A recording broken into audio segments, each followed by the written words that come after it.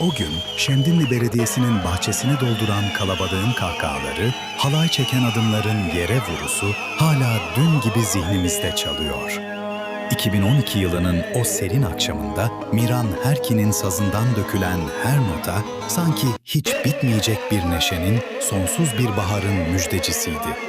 Yüzlerdeki o içten tebessümler, yan yana duran o omuzlar, birbirine kenetlenmiş eller. Kimse o gecenin aslında vedadan önceki son neşeli fotoğrafımız olduğunu bilmiyordu. Zaman, adı konulamayan sessiz bir hırsız gibi geldi ve geçti.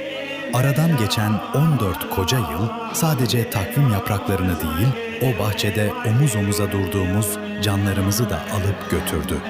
Kimimiz bir fidanı, kimimiz bir kardeşi, kimimiz de gençliğinin en güzel aynasını kaybetti o yılların ardından.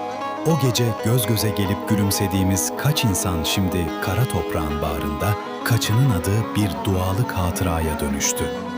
Dünya işte, bir zamanlar neşeyle çınlayan bir belediye bahçesiydi. Şimdi ise hatıraların sessizce nöbet tuttuğu hüzünlü bir mezarlık. Şimdi ne zaman o konserin adı geçse ya da Miran Herkin'in bir denkbej adı gibi içe işleyen sesi kulağımıza çalınsa, içimizde derin bir sızı sızlar. Ne o eski neşe kaldı, ne de kalplerde o saf mutluluk.